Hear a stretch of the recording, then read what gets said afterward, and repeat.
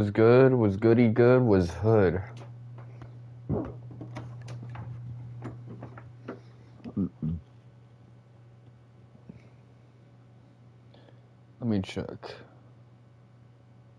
I gotta hear myself.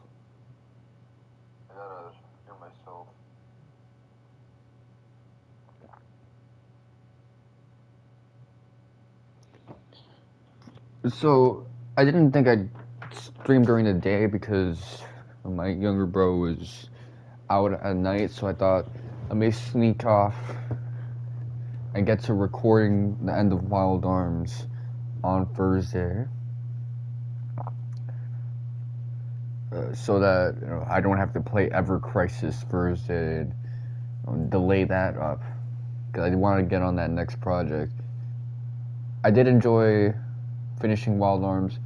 That was a really good game. Now I'm ready for Wild Arms 2.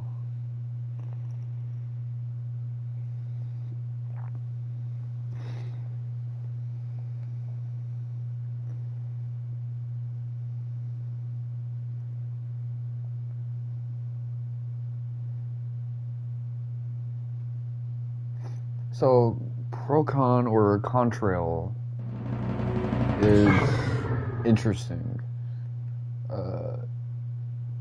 They're a studio that's effectively Sony, kind of creating a separate development studio from, let's say, SCE. So it's got the same UI on default as Wild Arms, more or less.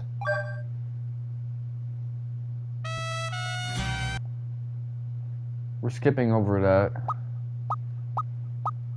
So this game's aesthetic is actually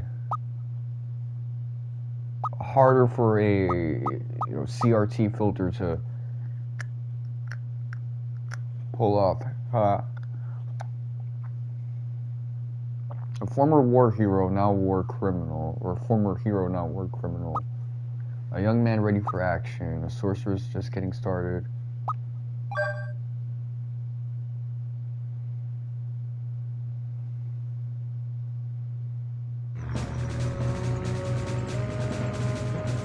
This game is notorious for having the worst translation, which is why of the first 3 Wild Arms games it's viewed as kind of the lowest. Although people would probably rank the later Wild Arms games 4 and 5 to be lower just because they're so different.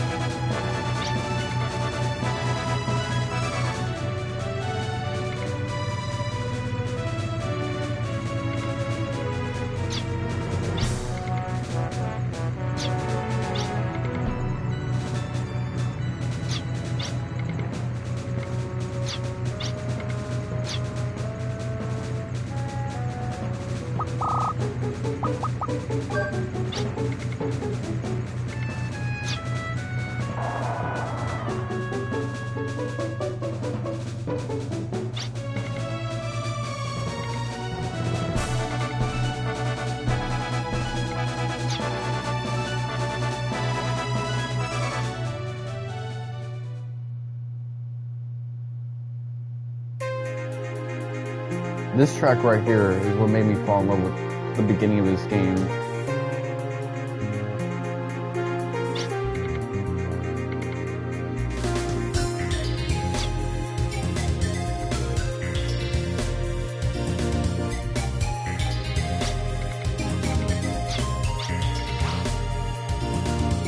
So I remember when I got the sale early in 2015 that made Breath 4, Wild Arms, and Wild Arms 2 all worth $1 each. I actually played this game, Wild Arms and Breath 4, all on the same day. I didn't create a save file for any of them, and then I just played Breath of Fire 4 earnestly. Actually, no, I didn't do that. Let me retell this story, because what I ended up doing.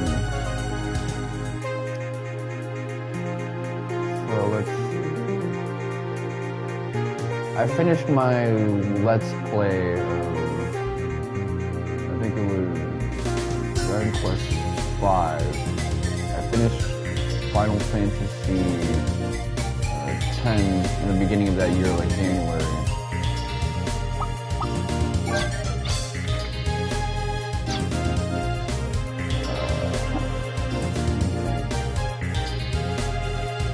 So after finishing Final Fantasy 10, I did Vagrant Story, and after Vagrant Story, I did Kingdom Hearts Remake Chain of Memories, Riku's route, basically. I already completed Sora's route, like a year prior.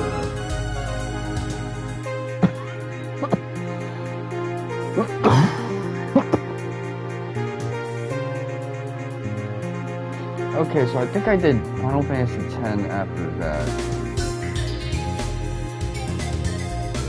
And I got the secret ending to that game during my birthday. Did a little bit of post-game for 13.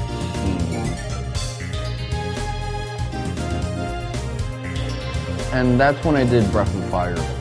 Okay.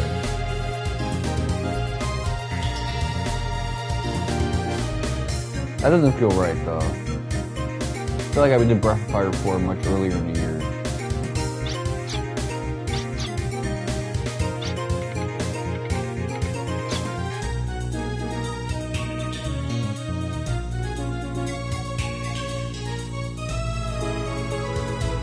I think I might...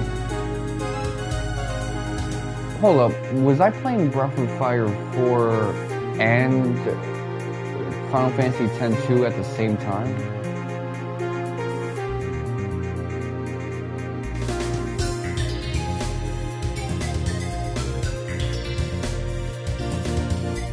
I think I might have actually done that.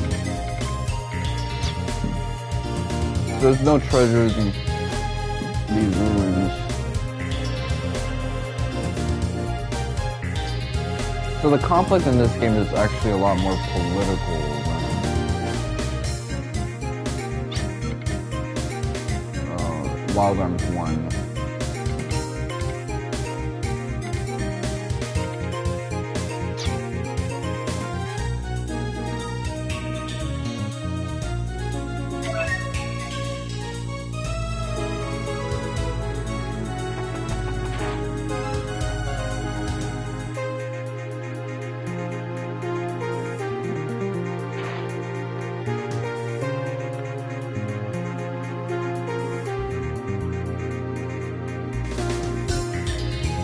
No, that can't.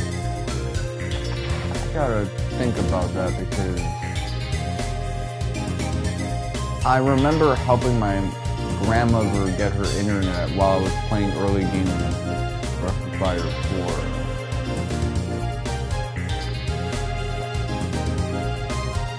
And I remember during mid-game Breath of Fire 4, my mom told me a little bit about, you know, some shit that happened to her. So there were things that were like happening to me earlier that year. Breath of Fire 4 really just took me a long time to get through.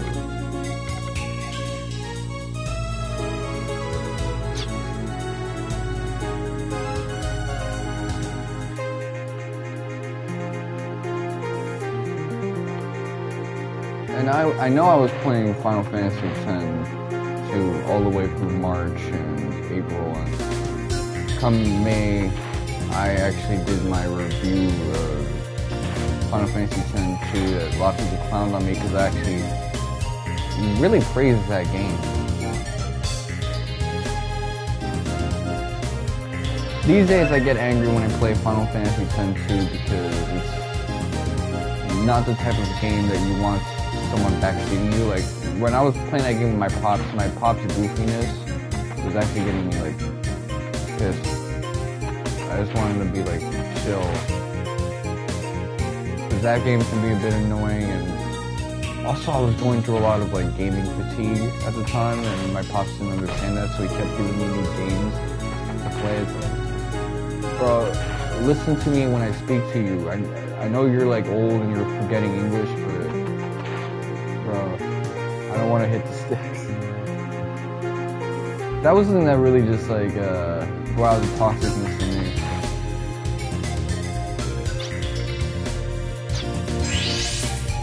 Okay, so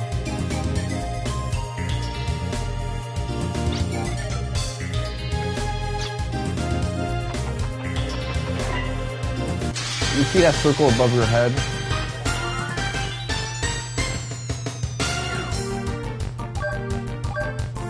That's important to like make a note of.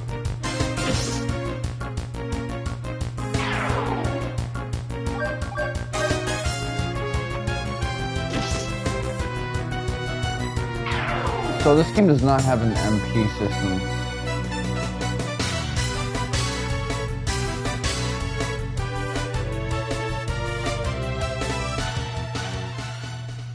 The victory theme sounds straight out of the NBA. I remember my younger bro telling me that.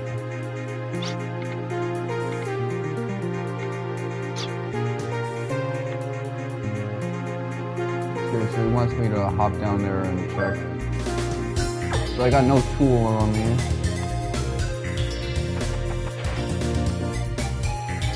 Is there any way to explore that?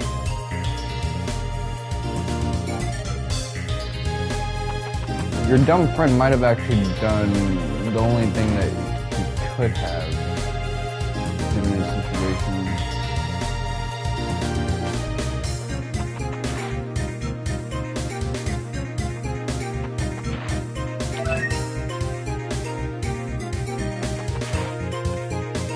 The camera's a little awkward to control.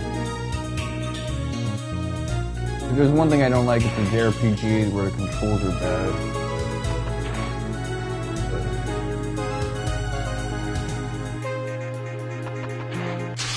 How do you mess up on that?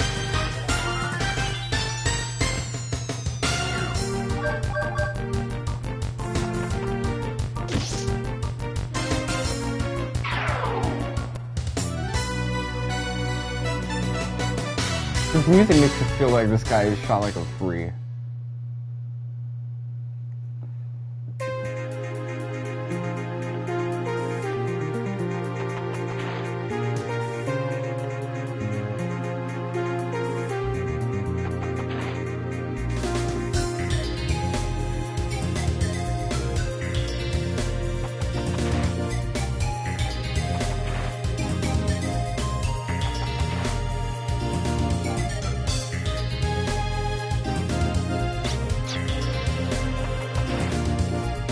Alright, so that's kind of showing us where we need to go.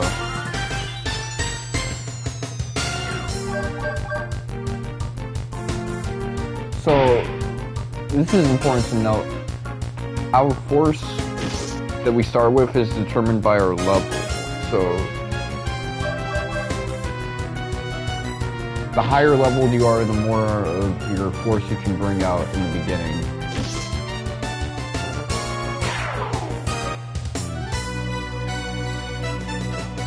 So now I'm going to start off with 2 force in every battle.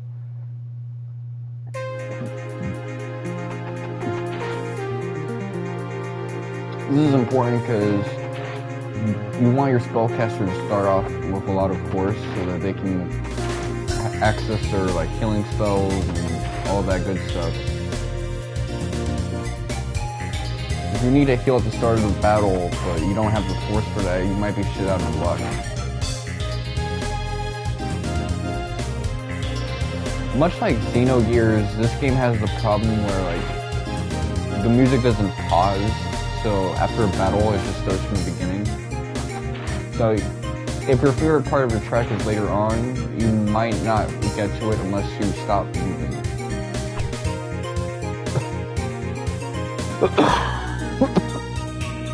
My ACL is elite.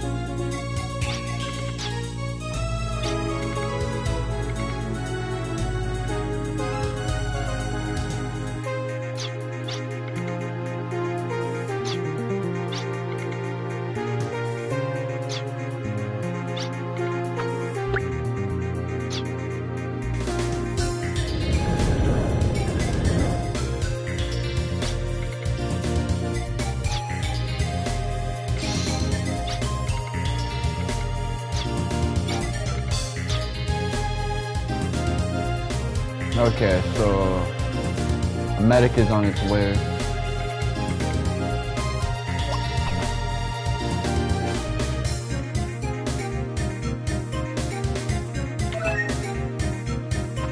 I'm glad I went that way first, because I feel like that would be the right way, so I try to avoid that. If you press circle, you can actually expend resources to not participate in a battle. It's kind of not in my interest to do that at the moment.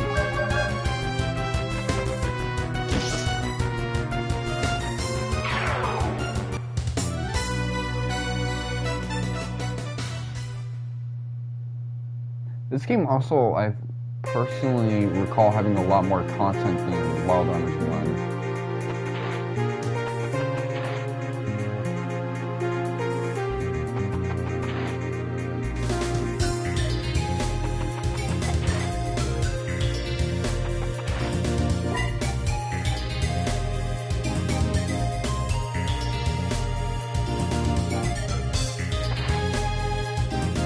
So I was always playing a Square Enix game while anything else. Let me think. No, I was pretty like fair with it because I was playing Live Alive while playing Wild Arms. But I was also playing Kingdom Hearts 2 Final Mix and Wild Arms 2 at the same time in 2015. I remember that much. Like I lost my laptop. Like it got damaged while I was trying to get that through, so I had to change the format for my vlog reviews for Wild Arms 2, Suikoden 2, and Final Fantasy Tactics. I also did 13-2 as a vlog review, and I gave that a much more positive reception than 13.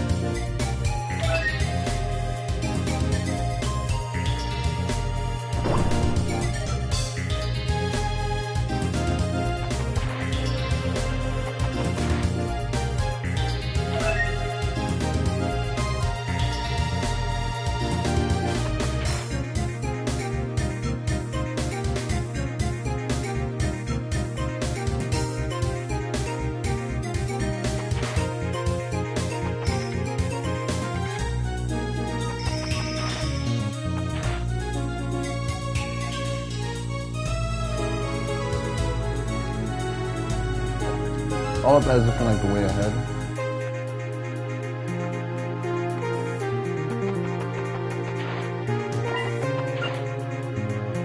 I'm skipping the battle for now.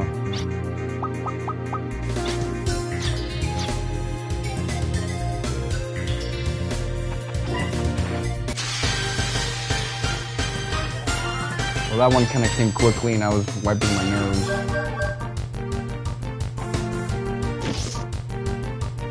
I like that he uses a halberd, actually. Or it's more like the bayonet on a gun.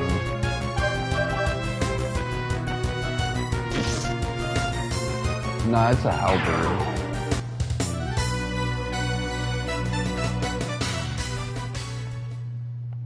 Actually, you know what?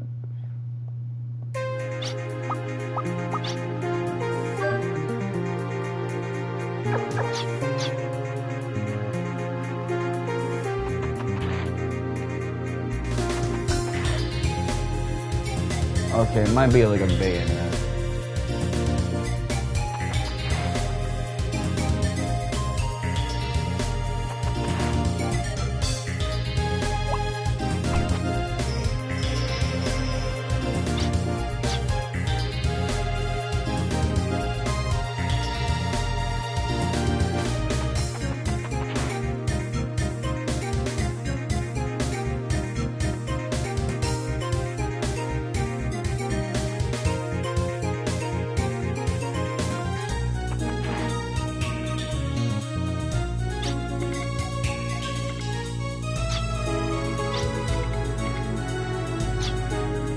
I see. Well, let's say there's like a treasure on like this end.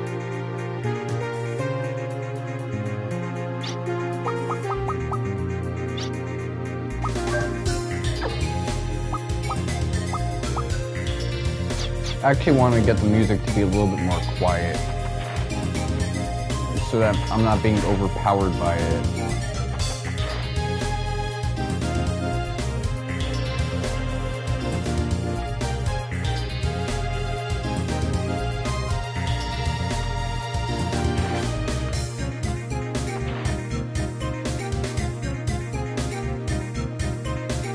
Damn, it's really true. I was playing this game. No, I was playing Breath of Fire 4 and Final Fantasy X-2 at the same time. That's just insane to me.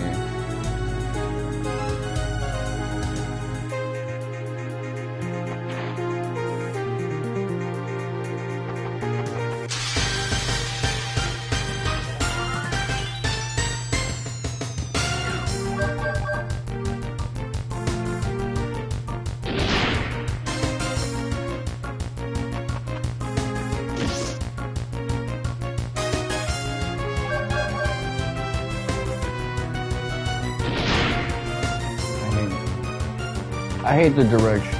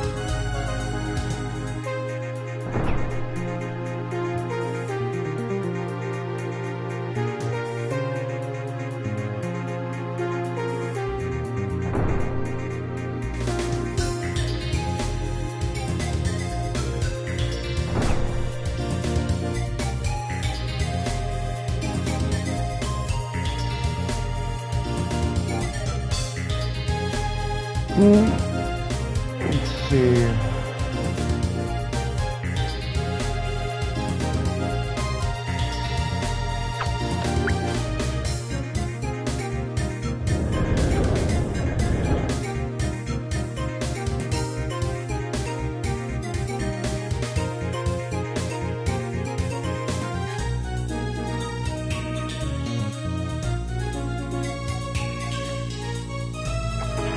Man, 2015 was a fucking tough year for me.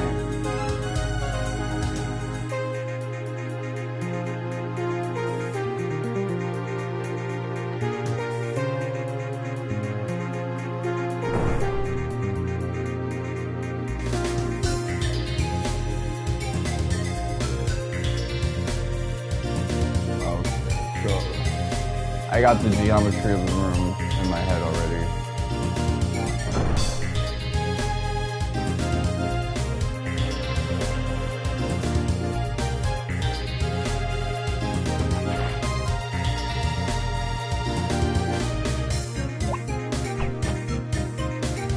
Got anything interesting to tell me?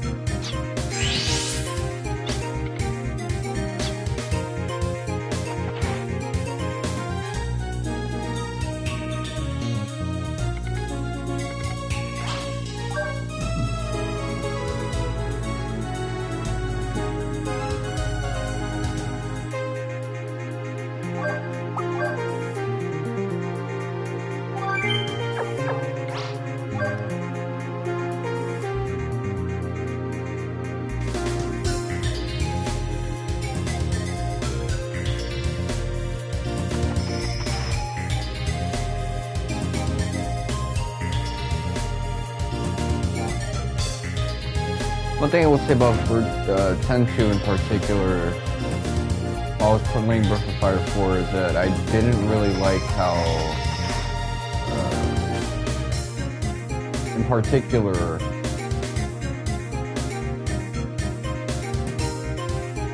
all the stuff with trying to like be strong enough to get rid of the Via Infinito, get off all the arena missions, that stuff was frustrating as hell.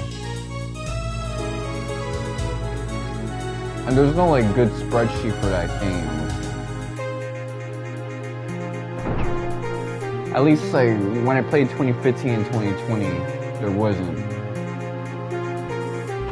Like I remember also really being pissed with my pops because I was playing that game being like, this is still kind of hard.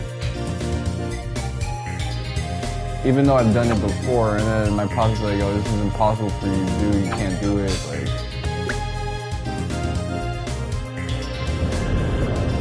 It just got me like tight at him, so I'm like, bro, I've literally done this before, shut up.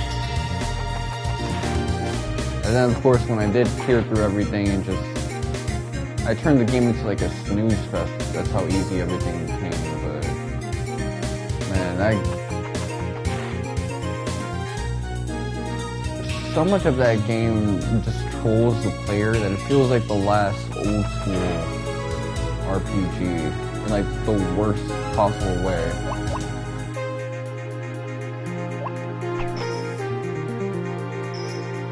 It's like, I think 10.2 is what people who hate Final Fantasy X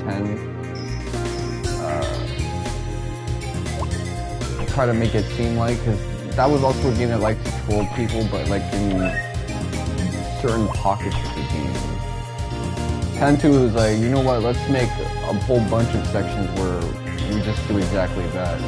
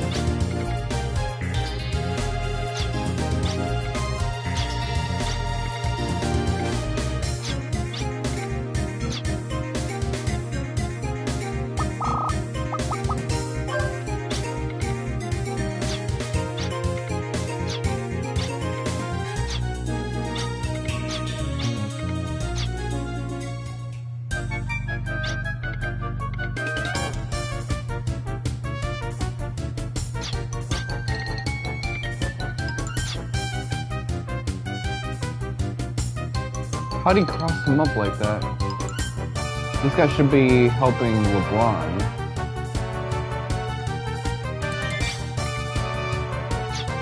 Well, he has no arms at the moment because his hands are tied. So maybe he can't shoot. But if his dribble game is good, he'd have a handle on some excellent footwork.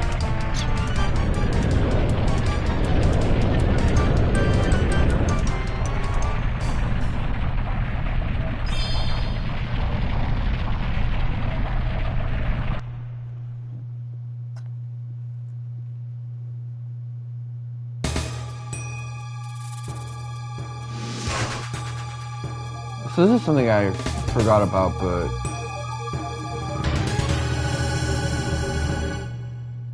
they have these Mega Man things at the start of every boss fight where like it introduces the boss in like this badass silhouette and gives a description of them and their name.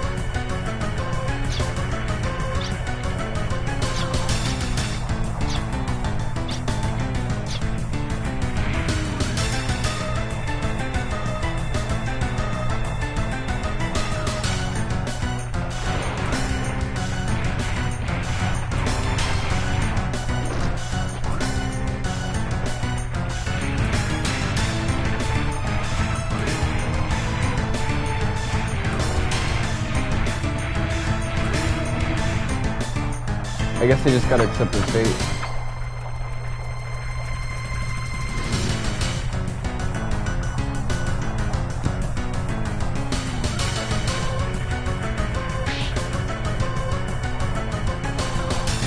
Brave man. I think the big problem with him is that he's so armored up that I wouldn't really know how to like damage him.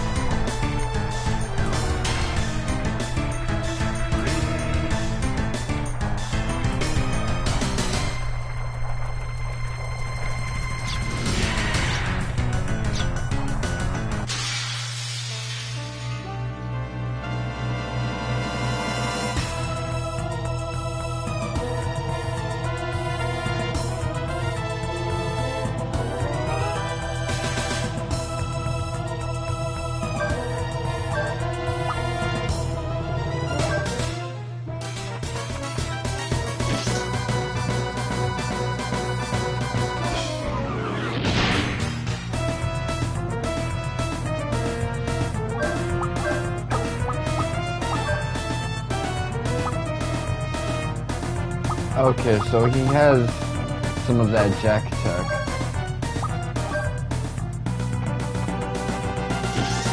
But this guy seems slow, so I don't think I'll need it.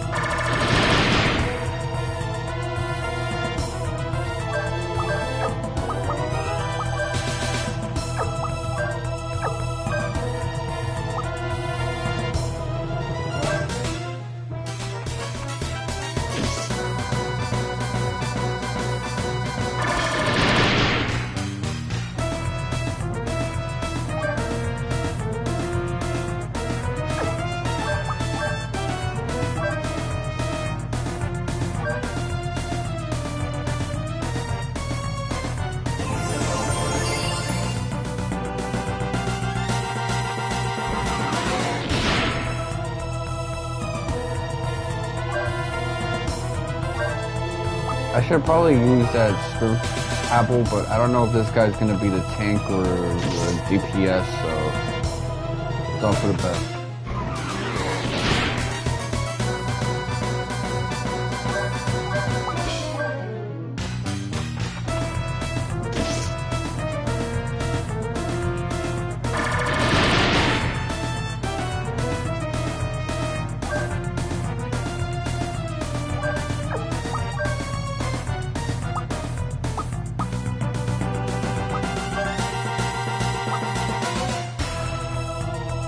Oh, we actually got him.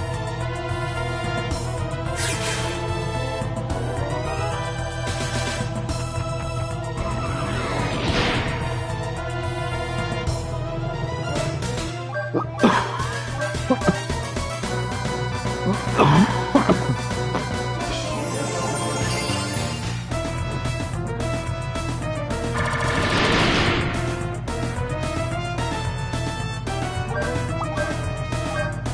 so I see how the gun system works.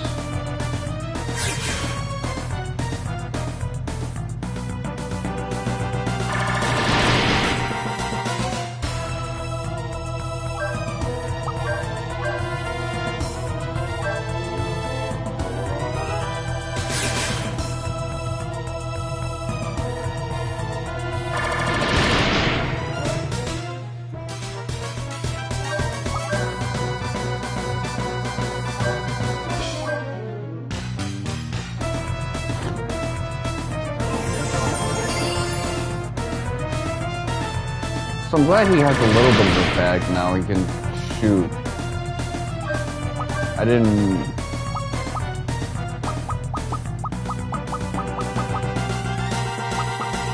That's just so interesting to me.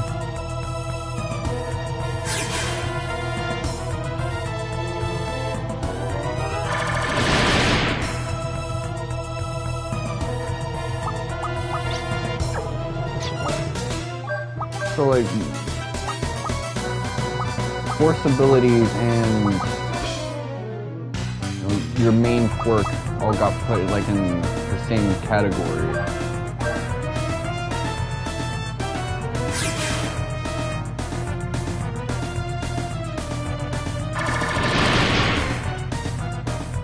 I wonder if I can score a clutch.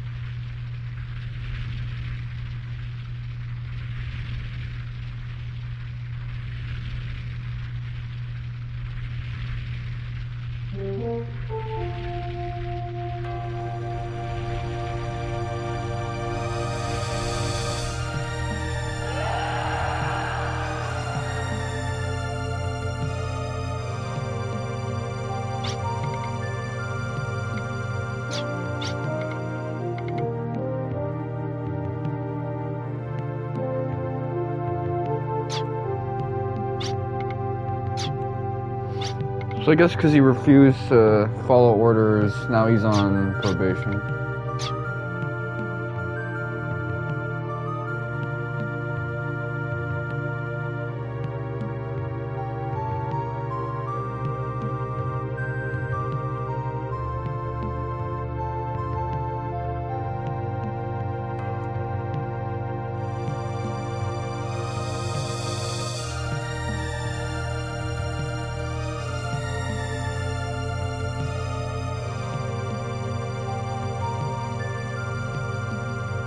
What's up this Kiseki ass music?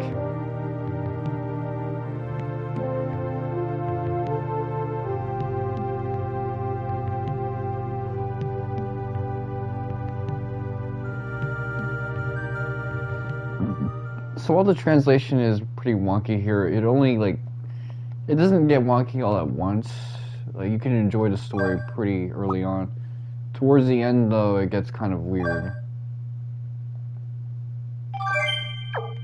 Which to me just convinces me that someone looked at a spreadsheet wrong.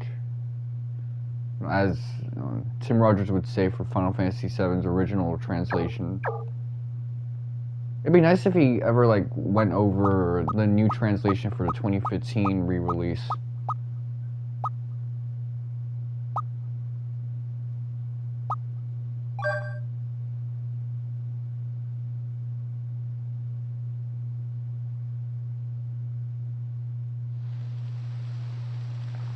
So it's important to know this game actually has more than 5 party members.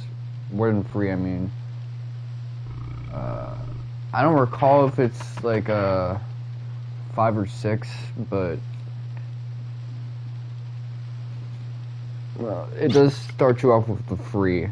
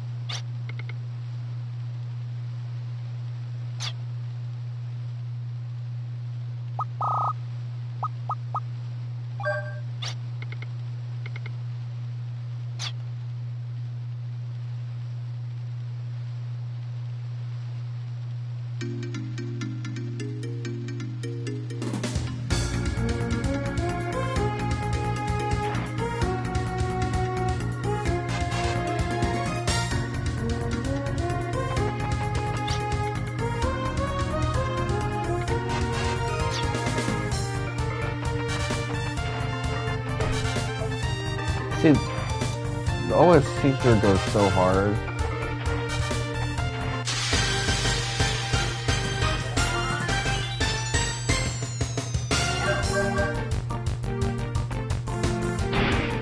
Oh wow, his name is Brad. That's actually worse than being called Chad.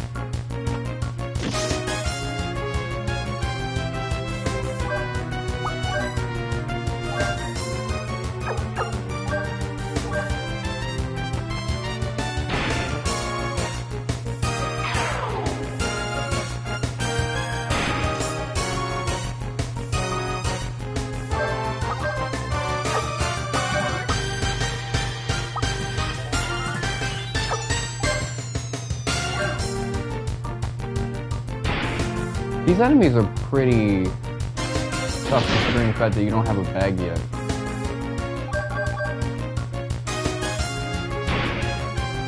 I mean, those first couple hits were just wild.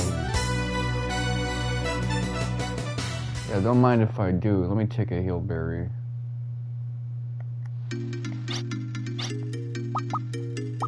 Oh, our menus are merged. Good thing I got a lot of stuff with Ashley.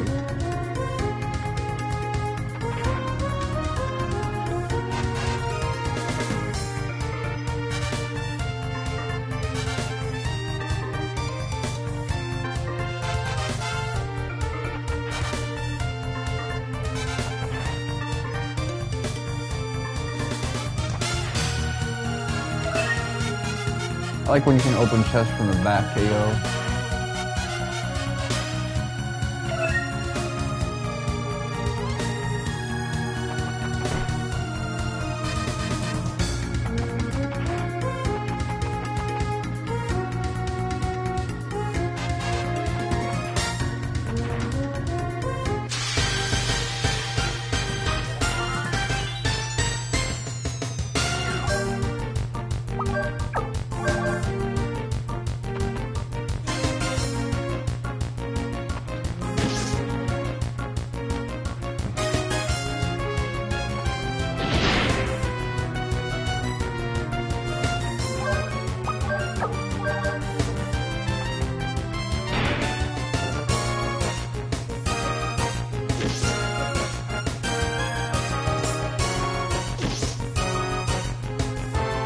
Hunting time is like dangerous as hell.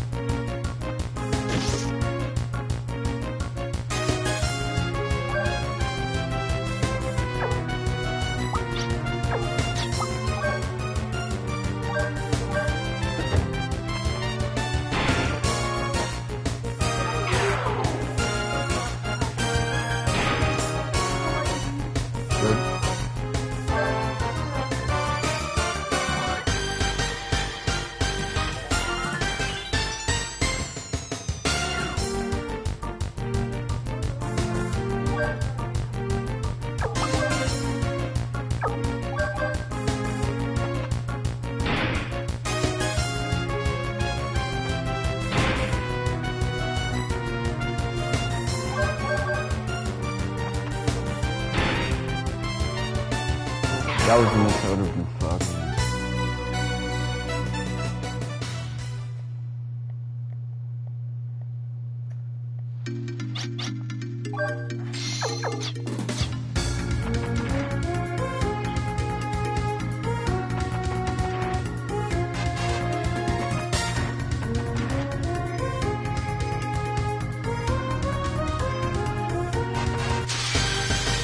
This thing's trying to be like Xenogears in a way, but it needs like a jump feature. It feels kind of stiff without it. It just has like this stress release thing, kind of. Like Ni no Kuni has it, Final Fantasy XIV had it. It did absolutely nothing, but it still felt kind of good to have when you have like map exploration like this.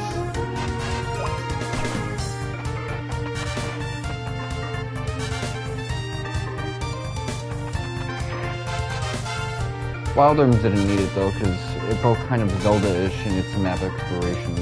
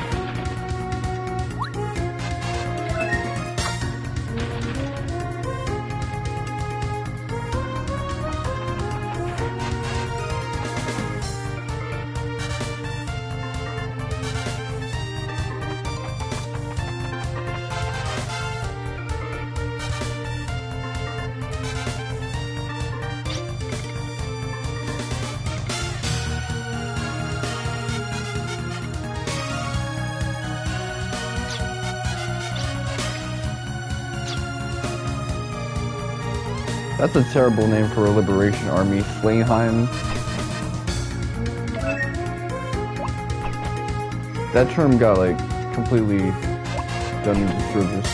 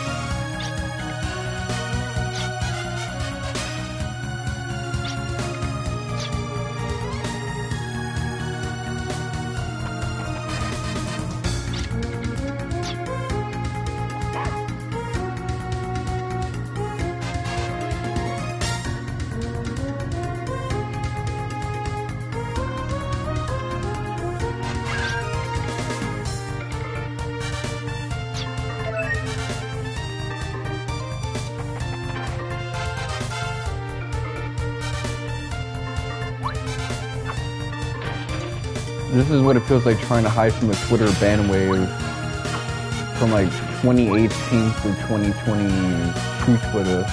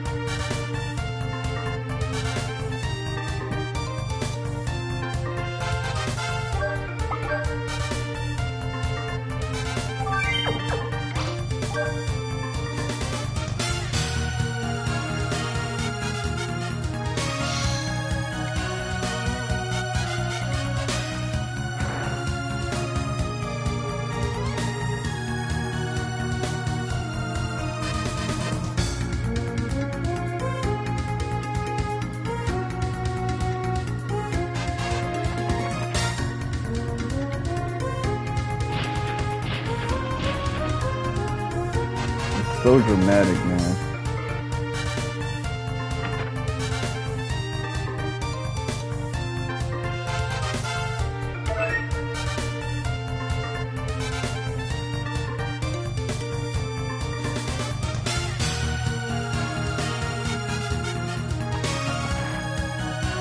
Like, I can really see the creative vision for Wild Arms expand with this game.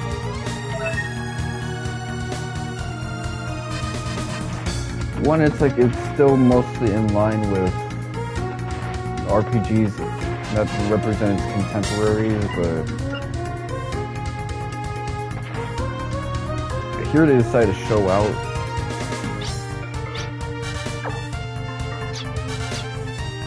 All the things that made Wild Arms 1 a bit more unique than its contemporaries, this one kind of like doubles down on.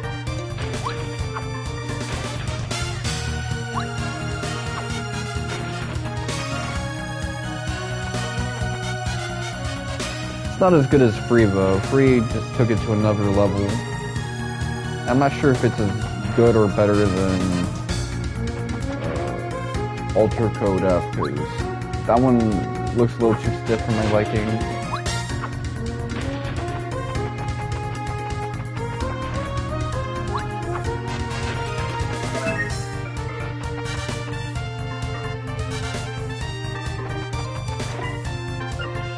In some cases I do prefer the MP system, but then when I look at my experience with Wild Arms and how MP was kind of screwing me over towards the end, like I had to do a lot of self-imposed difficulties for that final battle. You know what? It means that I can't use a lot of magic on the field, but I'm okay with that. I like having my warp spells and all those like Dragon Quest-esque things, being able to heal with magic outside of combat, but if it's anything else, I actually just prefer not having to think about that type of attrition.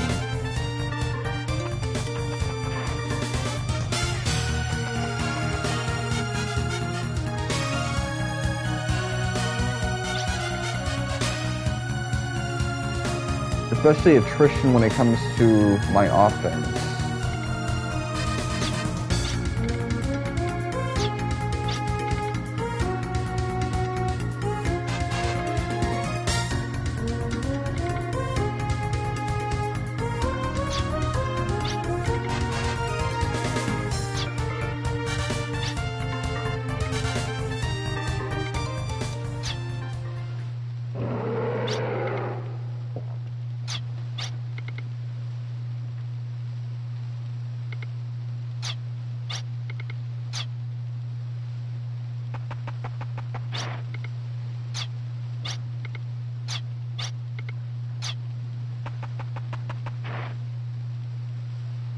Are we gonna see the same sequence?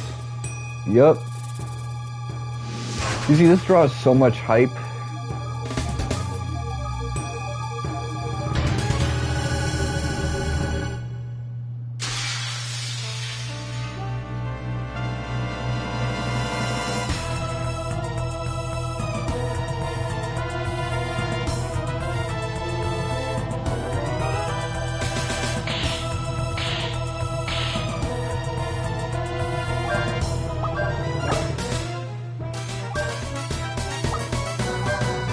So I'll go after his belly.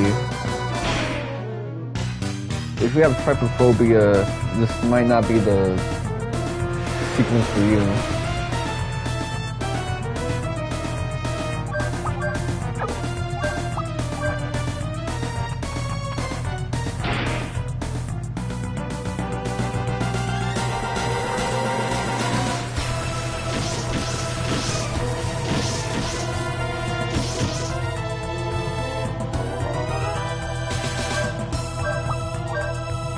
I'll save my bullets for his dome.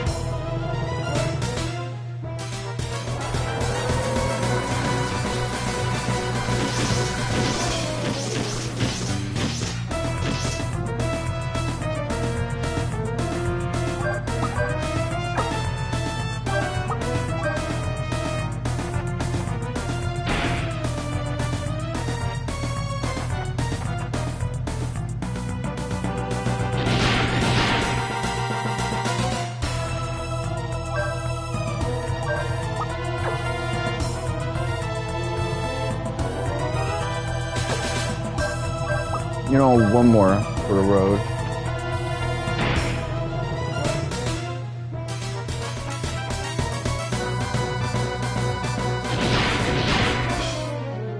Okay, he's baiting me out with these weak hits so that I just stay on the offense, but if he hits me with something good, and it's a crit, yeah, it's slow for me.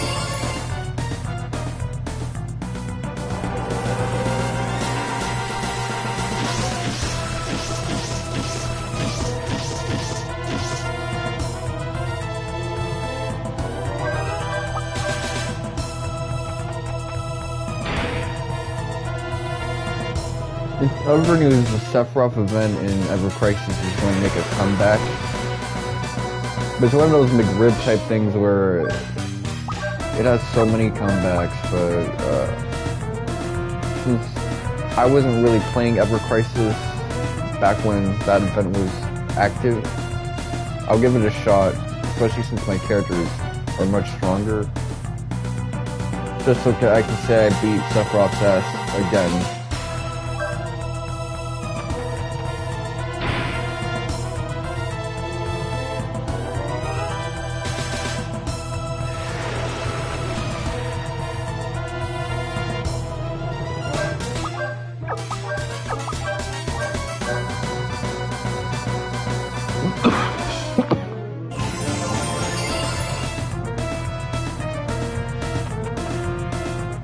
Okay, so now he has like a nastier ability. It might be better for me to just alternate which thing I attack.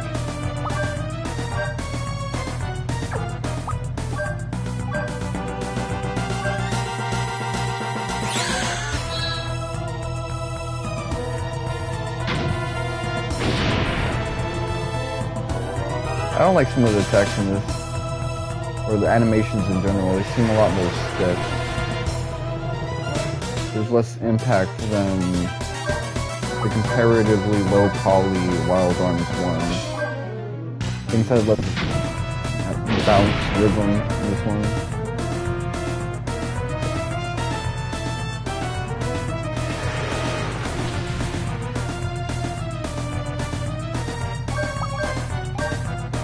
If I get a crit, I'll be in trouble, but I haven't got my coins.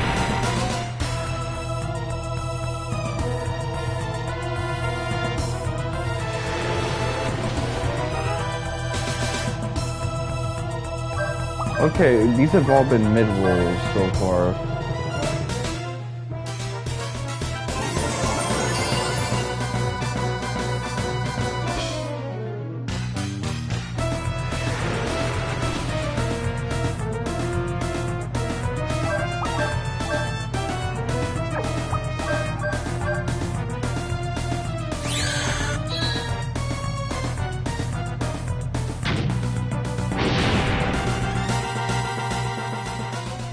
That was a high roll. That was impressive. I don't even think that was a critical hit.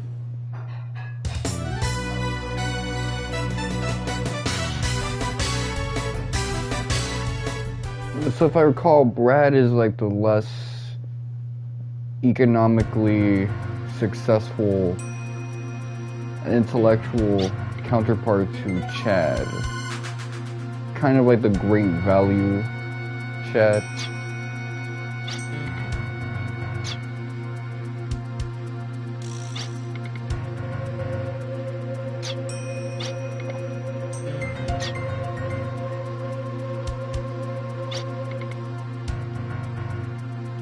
Is there a JRPG where the main protagonist's name is Chad?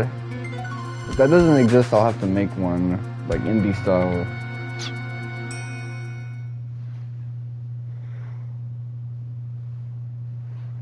Okay, so I guess he's turning himself in after doing all of that.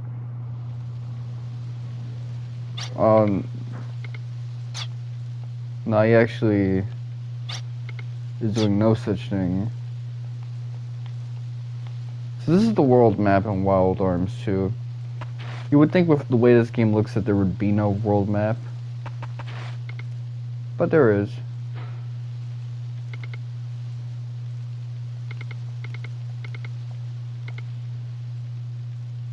T-Bog Village, Grapeland. So this is Green Hell. That's such a weird name. I assume the red is like...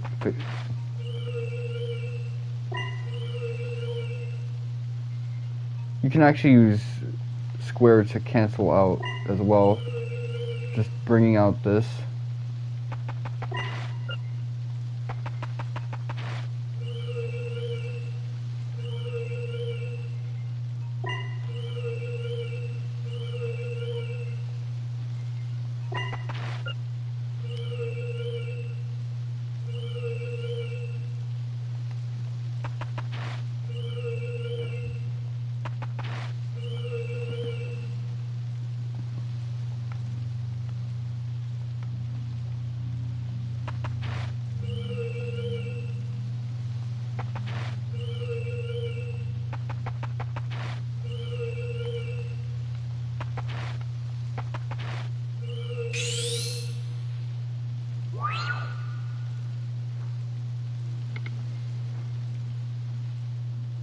Due northwest from here.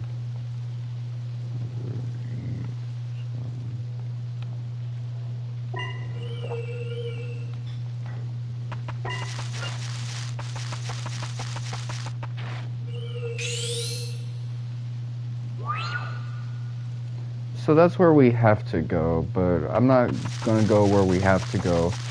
I'm gonna go where I want to go.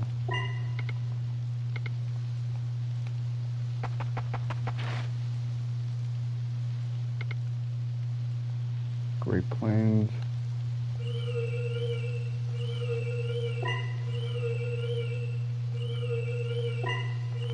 I remember Shotgun Nova had a walkthrough that kind of went into greater detail on this game, which makes sense. He did a great walkthrough for Xenogears, and this one kind of follows the Xenogears format.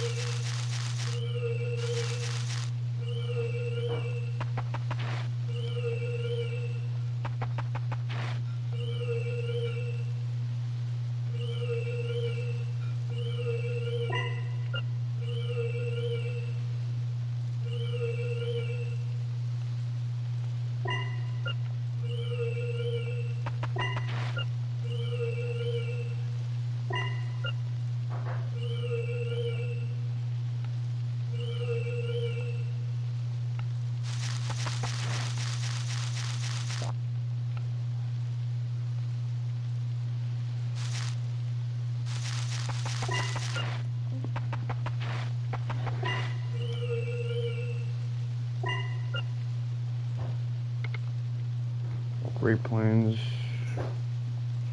What if the Great Plains was just a term for the general area itself? Okay. You know what?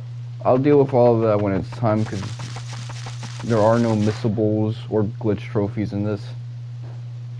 This is actually a convenient game if you suck at these type of games or have less time, because you don't have to fight Anglemois or Ragu or Regula, unlike in Wild Arms 1.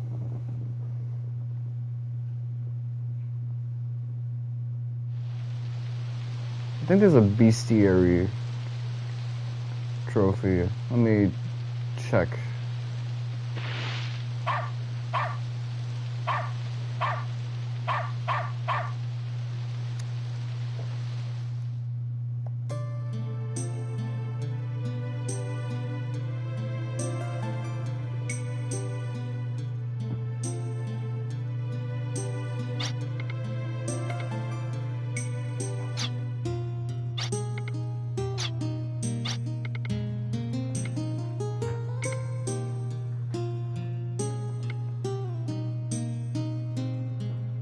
Did she ask, how can I ask you for something?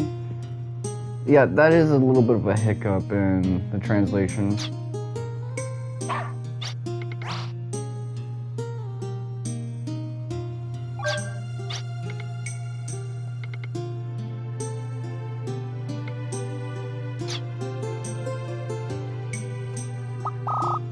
Rasiu.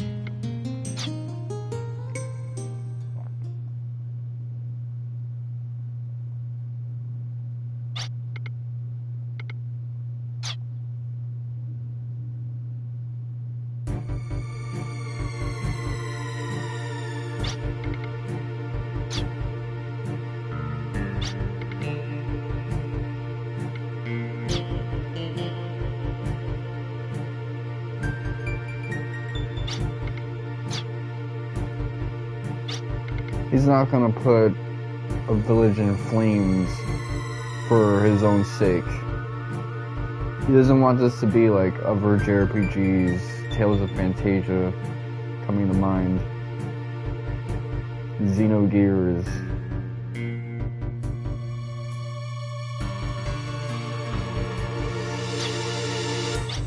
Suikoden 2.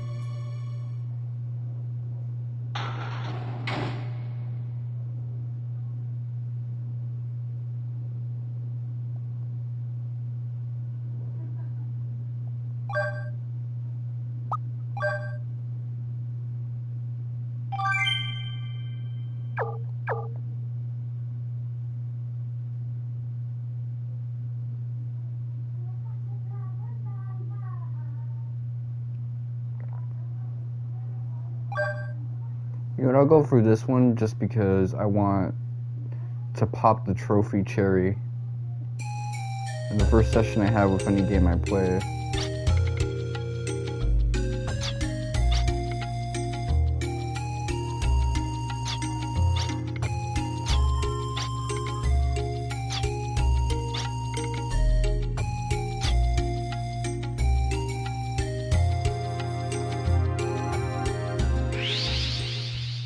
I see so much of Okage Shadow King in this OST and some of the sound effects and visual cues.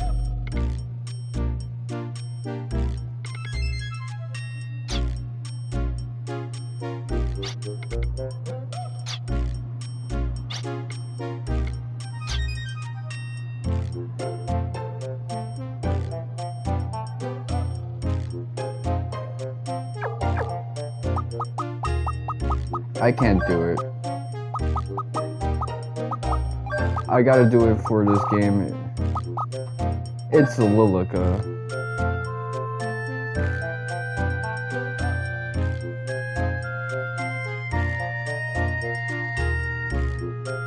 I don't give a fuck what they were going for. That's the most logical name. I'm not gonna call her Lilika.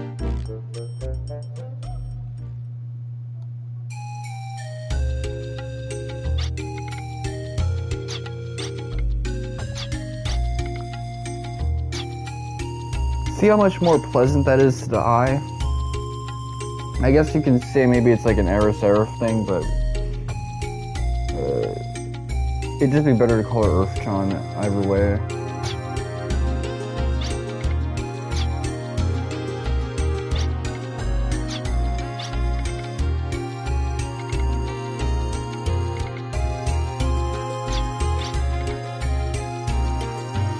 Speaking of which, with all the references to the Tree of Sephiroth in Final Fantasy VII, I think Final Fantasy Peasant should play Xenogears at some point.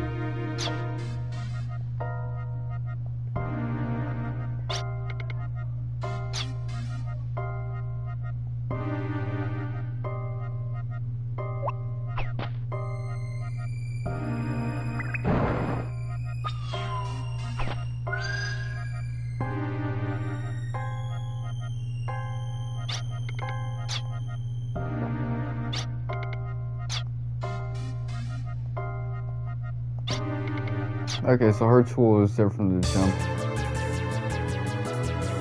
I mean, she's effectively stuck in like an IQ test. I guess magic users are supposed to be sagacious, but if it means being trapped in this alternate space-time,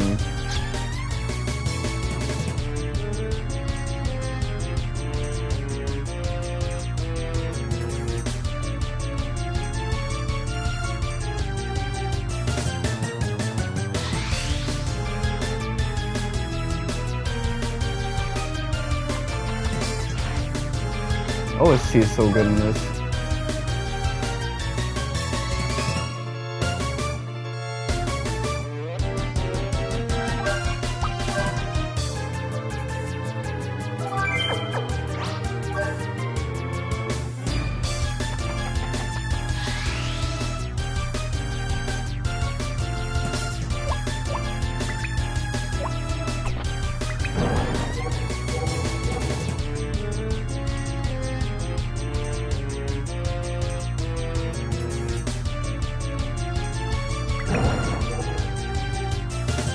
Will this area have any treasure chests?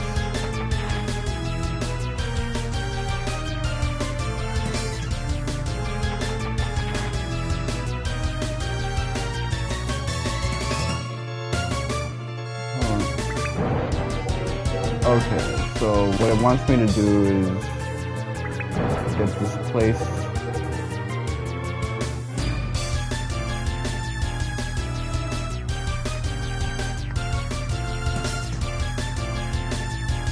May position this correctly.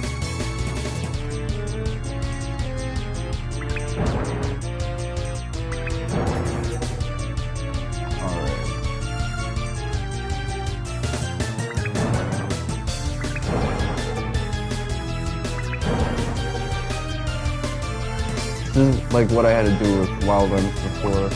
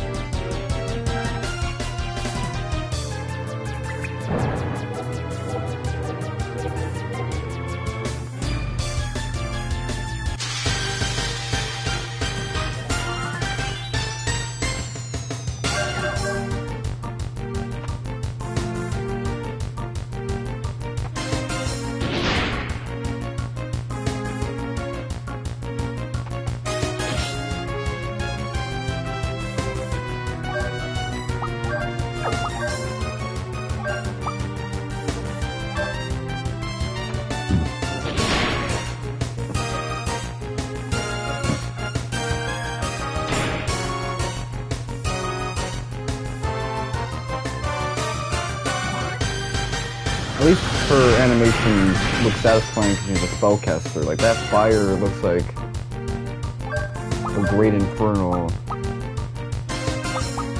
And she can heal at pretty low levels. Only thing is she's really slow, so...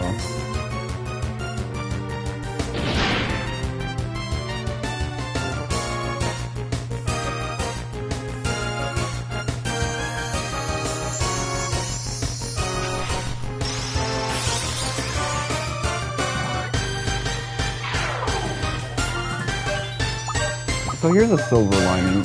Heals are actually free if you think about it.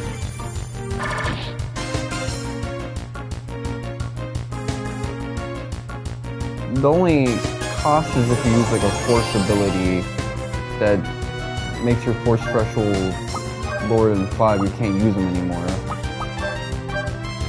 And it's battle only, so...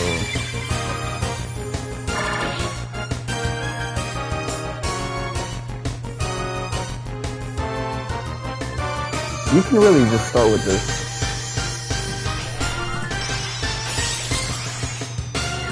See, that ice spell is satisfying.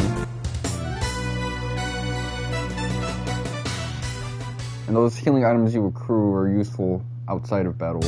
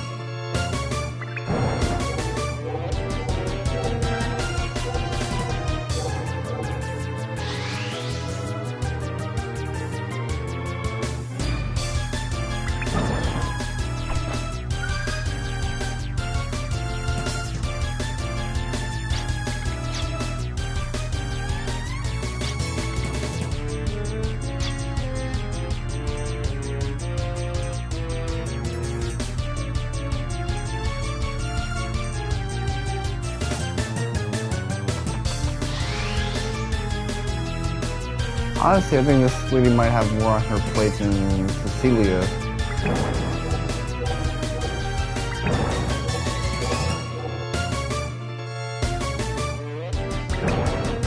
This one feels insane, this game, now I think about it. It feels like there should have been a game in between this and Wild Arms 1. Just how big the leap is.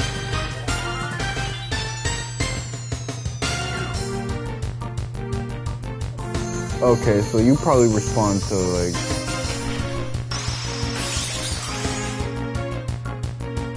Ooh.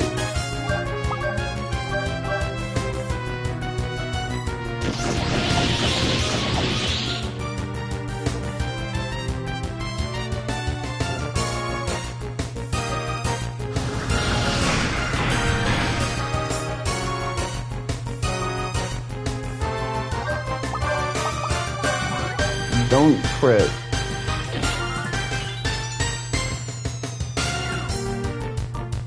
Whew.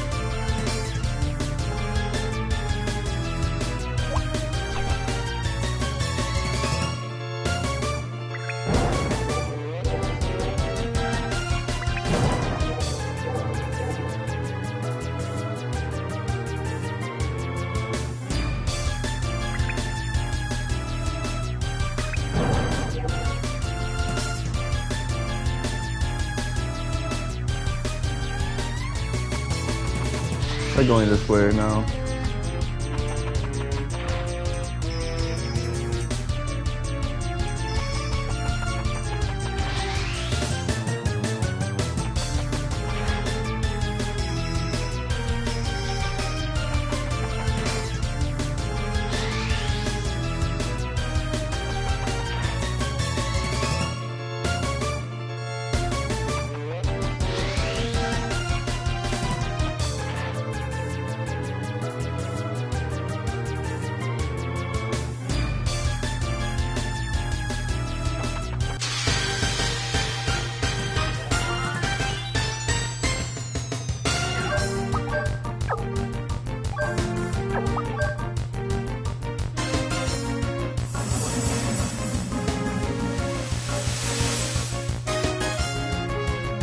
Okay, now I can win.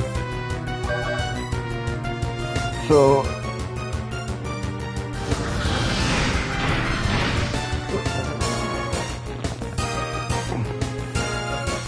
I will say the solo encounters in Wild Arms 1 were a little bit more exciting just because of the toolkit each individual character had. But also because of the satisfying look of these animations. They kind of lack impact here.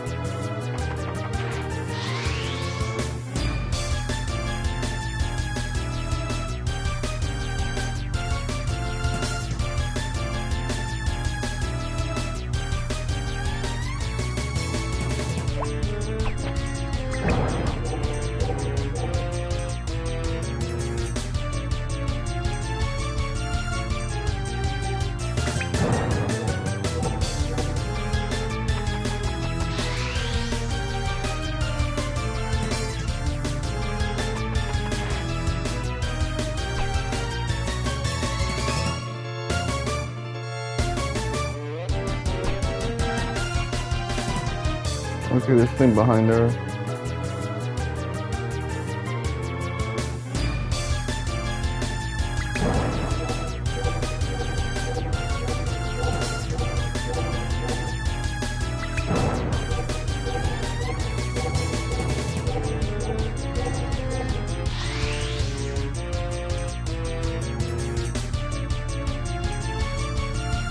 Fuck. Dude.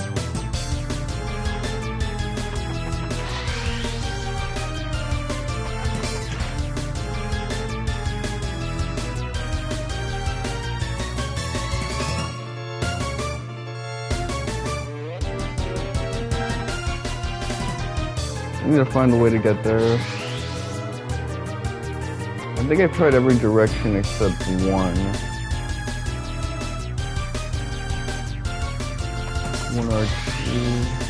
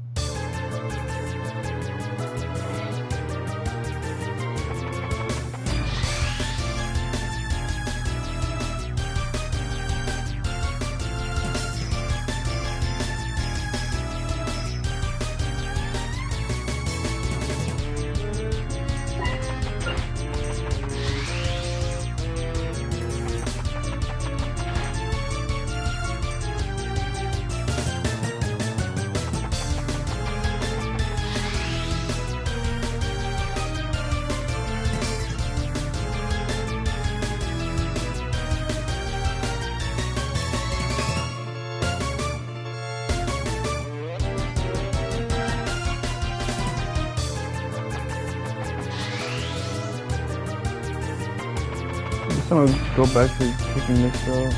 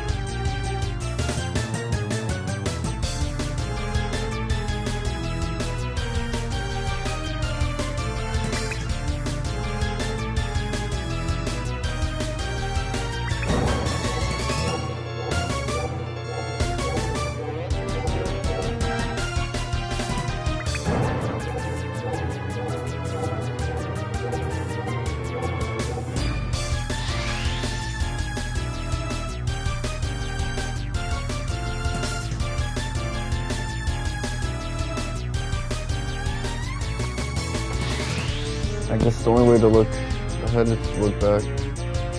Whatever.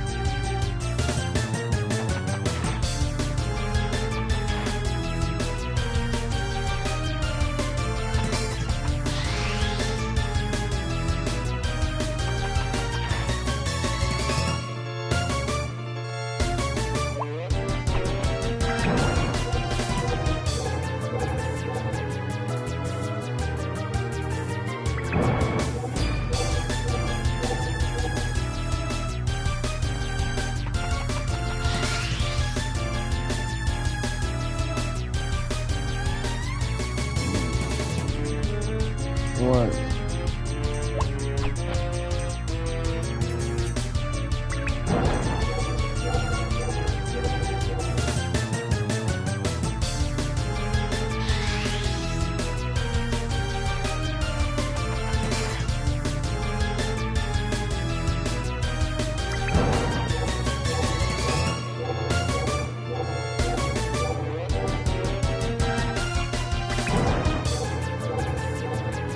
Probably got my ass saved by that. Let's see.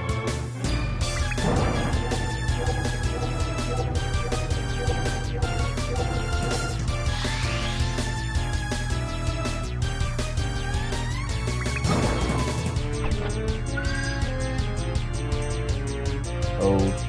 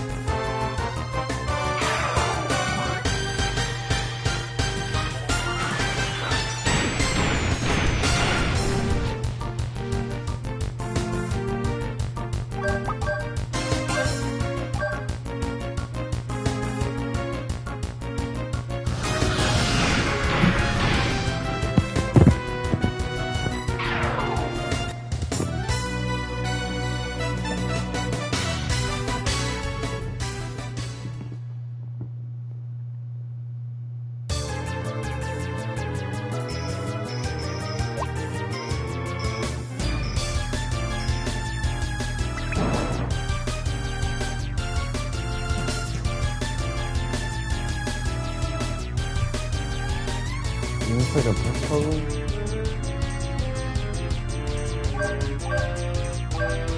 Wait, hold on. How many tools can you get in this game? That looks kind of narrow compared to Wild Arms. I think they're pushed up on each other. That's different.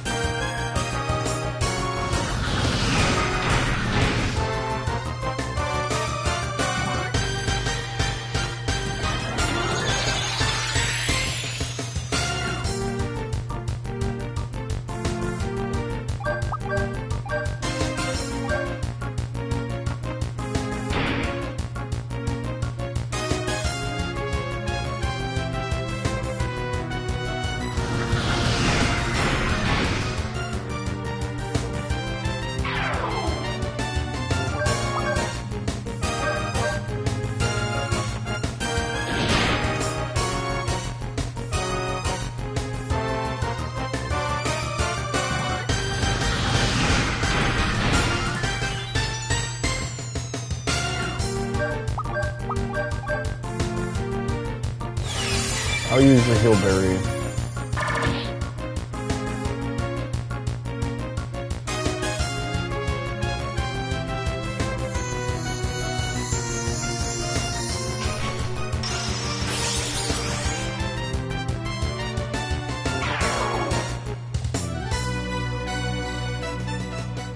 Oh, this is actually a good place to farm them, actually. I hate when I start and end a sentence with the same word. I do that so much on these streams. So often.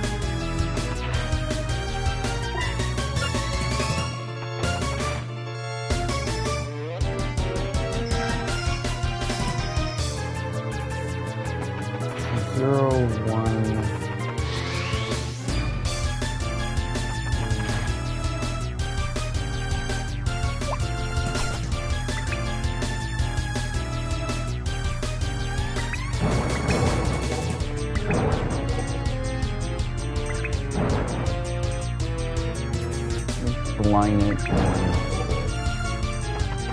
That camera angle is not cooperating. For this one, I actually am okay with the master scissors.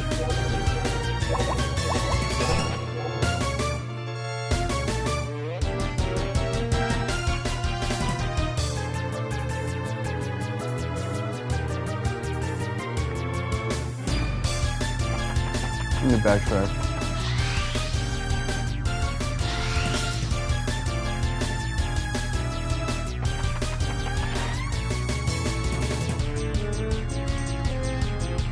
Oh, I understand this puzzle, I just think the execution on it is gonna absolutely suck.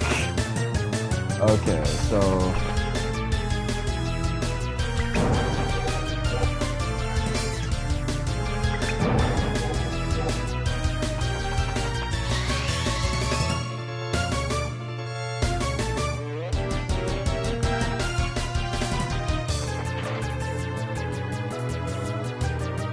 Yellow 2. Okay,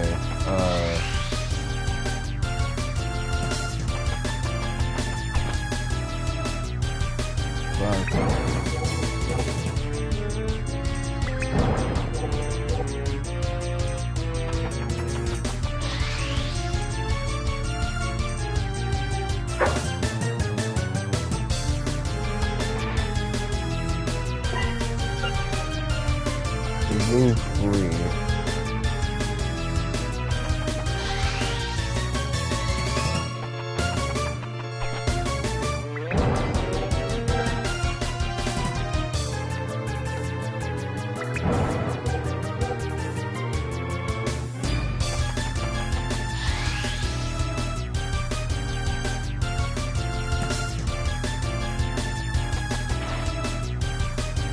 Red 1.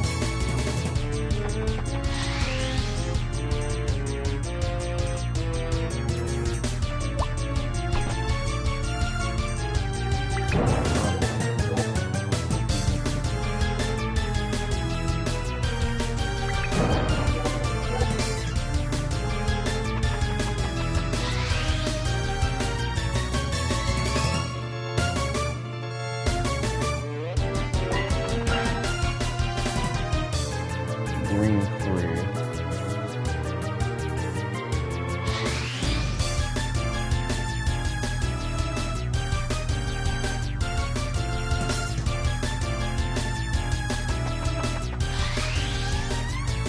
Did I look at that right?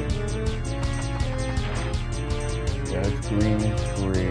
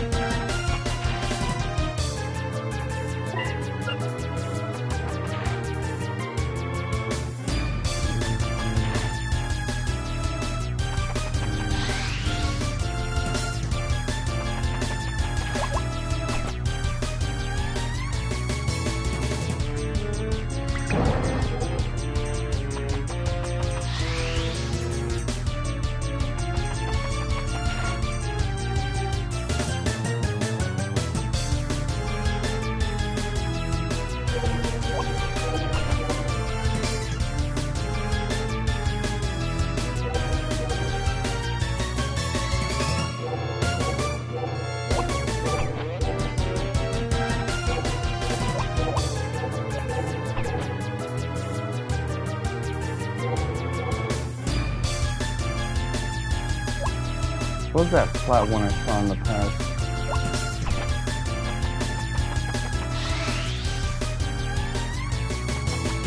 Oh, that never existed. I created a false memory in my head.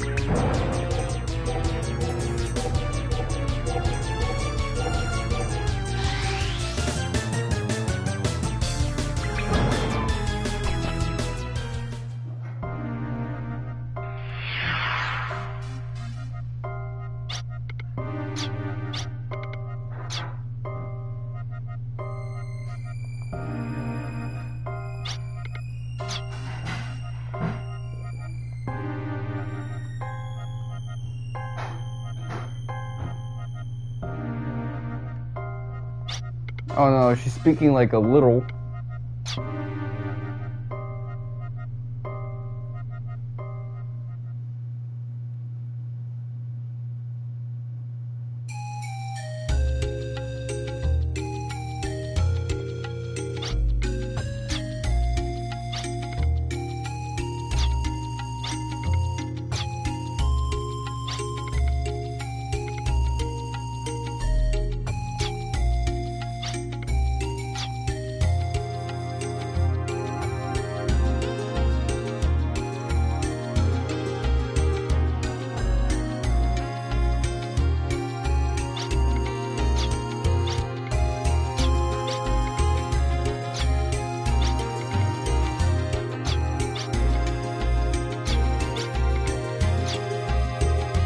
She's even using emojis in game text. This is like a game from 1999, but that feels straight out of like maybe 2002.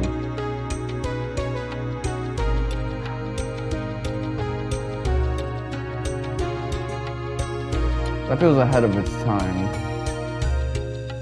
I mean, AOL chatting was a thing around then.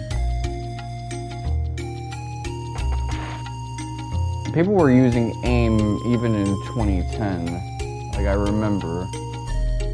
There were all sorts of alternatives to Skype that were in vogue.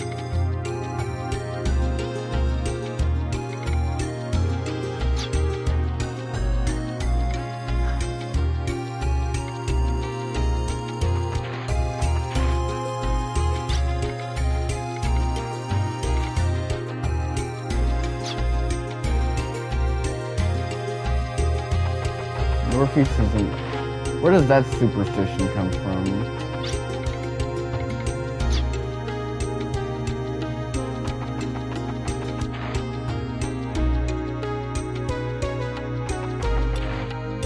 Well, people on the keto side of the internet would probably say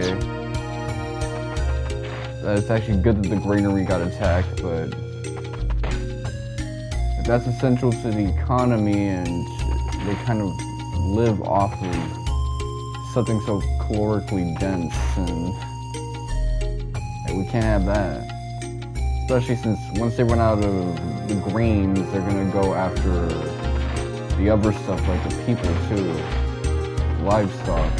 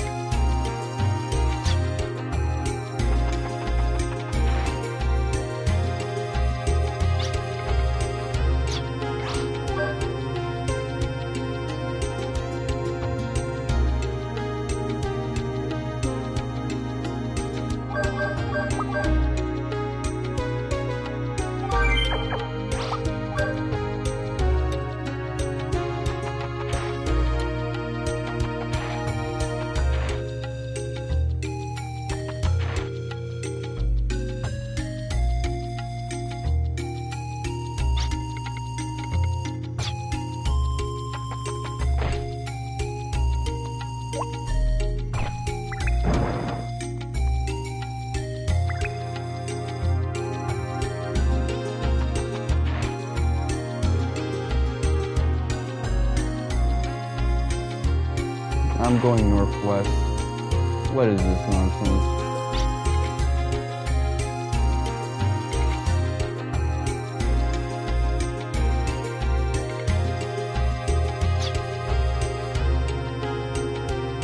Northeast part of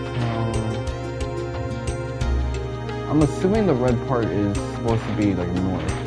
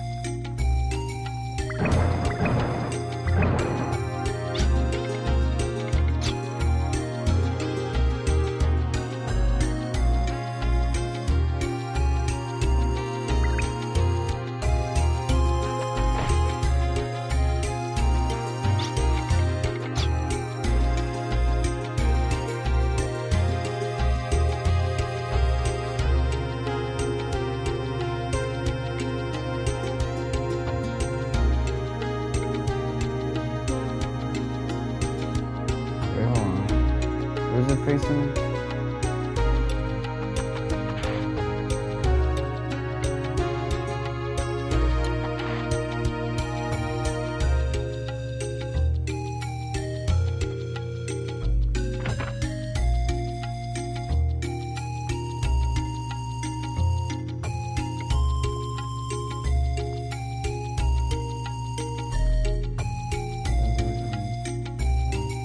It's facing west.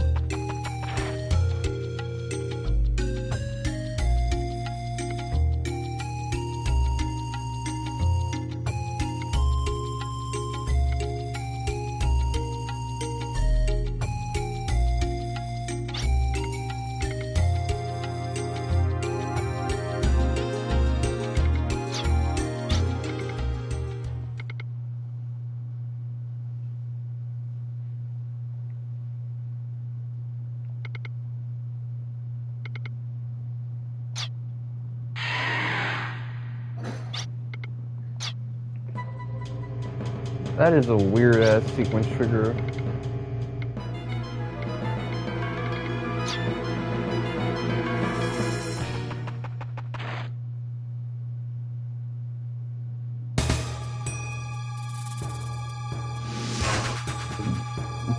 Oh no, it's a Monsters Inc. monster.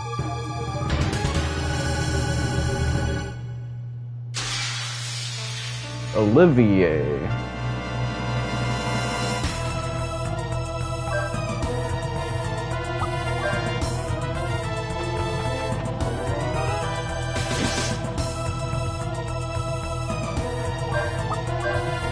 Okay, I'll cook you.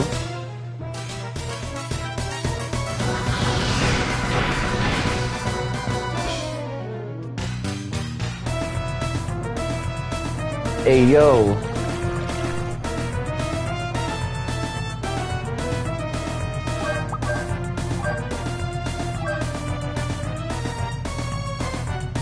So it makes sense that she doesn't have a gun, unlike Ashley and Brad, because she's a magic user. Why would you need a gun if you have like a fireball you can shoot up to somebody behind? I mean, I could think of a couple reasons, but in everyday usage it's kind of redundant.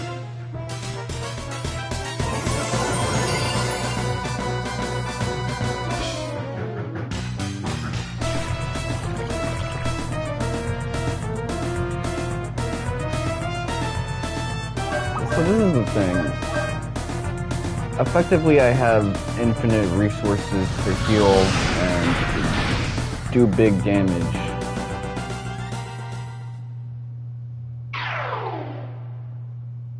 I don't understand a death animation at all.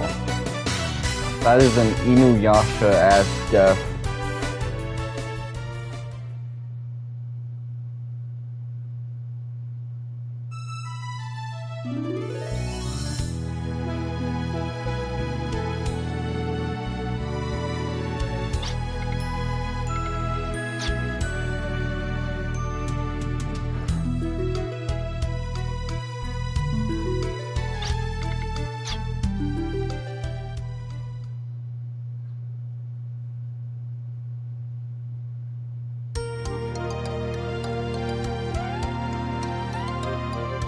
Oh, this is an interesting visual sequence.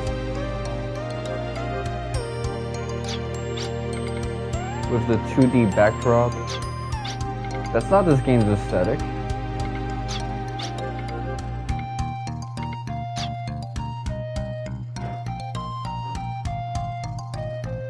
I can't access stuff like this freely, so when I see it, I appreciate it.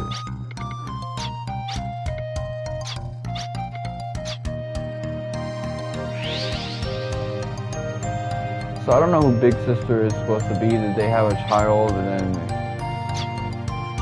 he got lost? A black cat that's supposed to be ominous.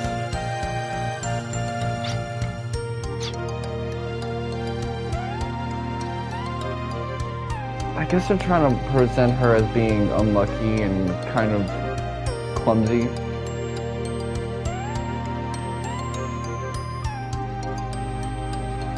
To kind of build up that kawaii desu thing.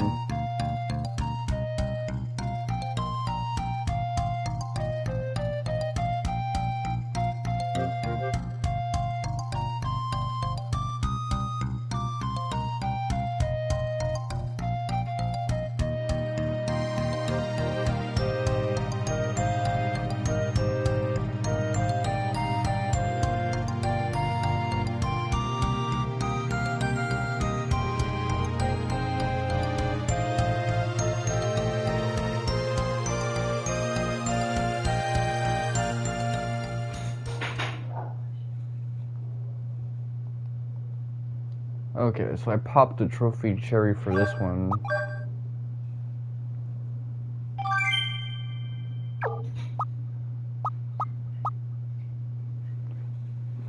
There's a couple of games I've played where it's like I was hitting the sticks for a while and I wouldn't get a trophy until like 2 weeks in. That tends to be my experience from playing games from the Saga series. But these Sony games are cool because they want you to actually try them, and trophy hunters are greatly incentivized into trying a game if the trophy content is on the easier end.